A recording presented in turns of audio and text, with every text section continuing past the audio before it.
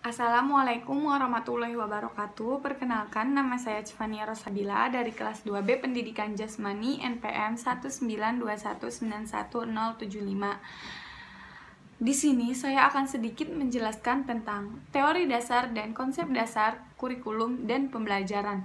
Mungkin sebagian dari teman-teman belum tahu apa itu pengertian kurikulum. Kurikulum adalah kumpulan rencana, tujuan, materi pembelajaran, dan cara mengajar.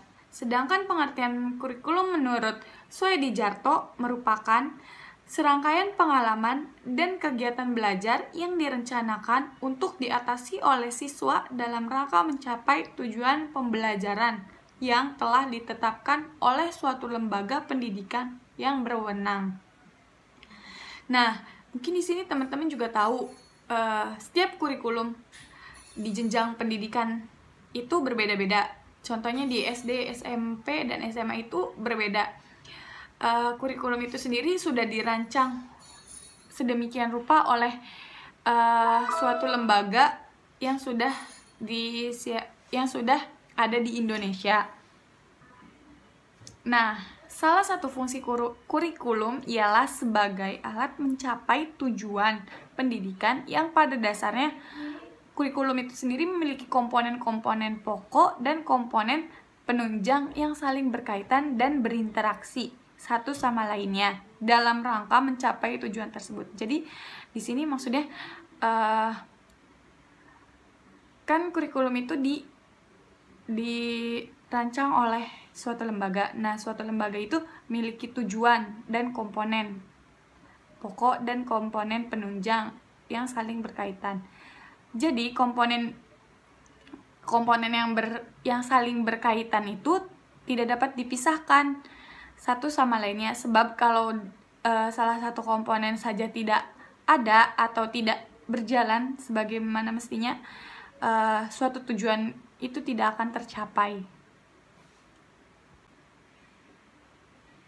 Adapun komponen-komponen yang dikemukakan menurut para ahli itu berbeda-beda.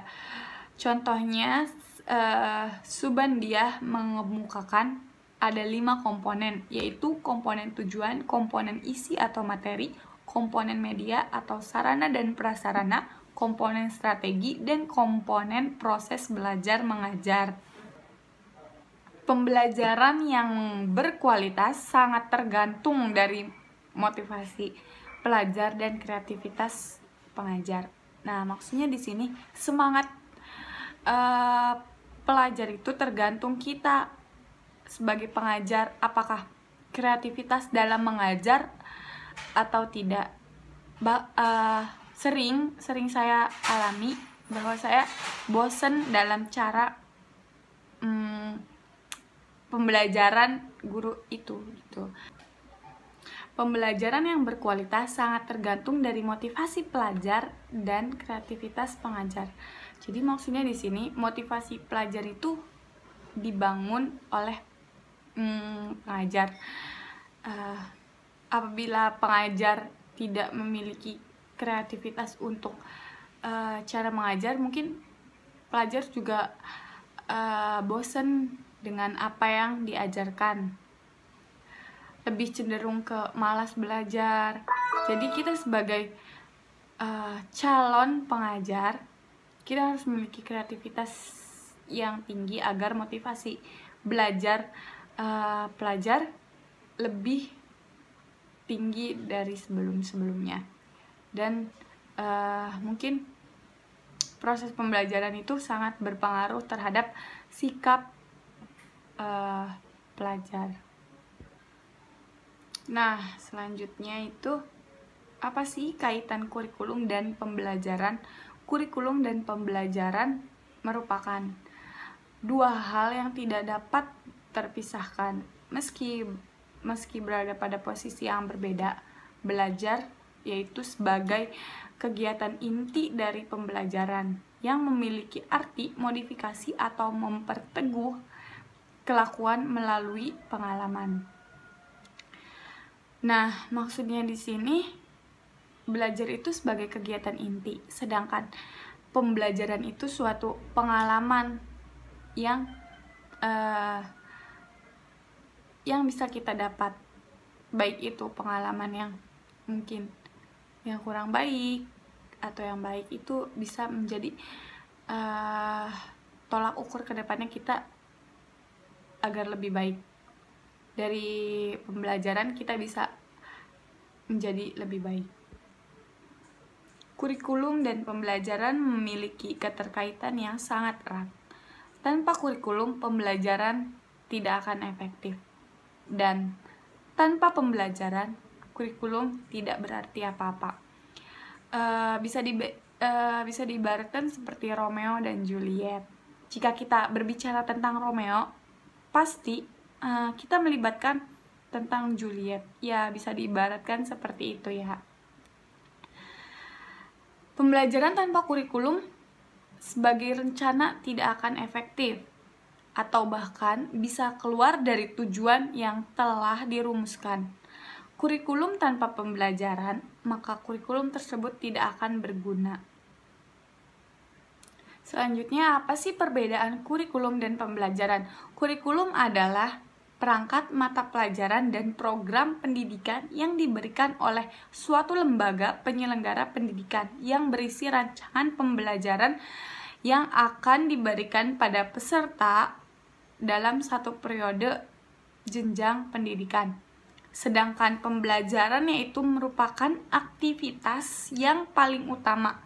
Hal ini berarti bahwa keberhasilan suatu individu dapat pencapaian tujuan pendidikan banyak bergantung pada proses pembelajaran dapat berlangsung secara efektif.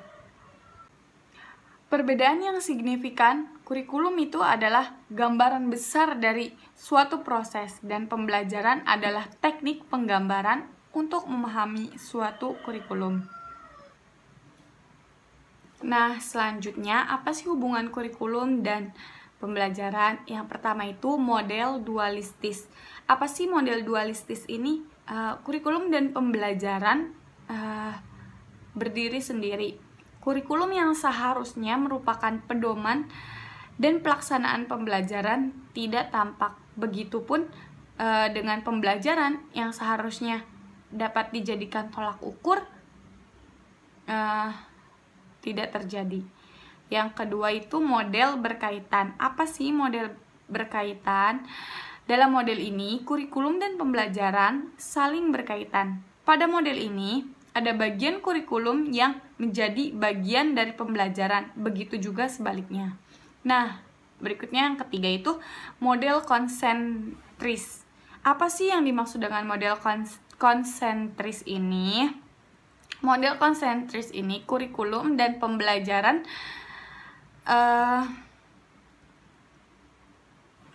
keduanya memiliki hubungan dengan kemungkinan bahwa kurikulum adalah bagian dari pembelajaran atau pembelajaran adalah bagian dari kurikulum. Nah, yang keempat itu model siklus. Apa sih yang dimaksud dengan model siklus ini? Kurikulum dan pembelajaran dianggap dua hal yang terpisah, namun memiliki hubungan timbal balik. Di satu sisi, kurikulum merupakan rencana tertulis sebagai panduan pelaksanaan pembelajaran. Di sisi lain, pembelajaran mempengaruhi pada perancangan kurikulum selanjutnya. Nah, jadi kesimpulan yang dapat kita ambil itu, walaupun kurikulum memiliki banyak pengertian seperti yang telah dikemukakan oleh beberapa ahli, namun tentu saja semuanya masih berkaitan yang pada akhirnya membawa kita pada satu tujuan sebagai rencana belajar yang lebih fleksibel.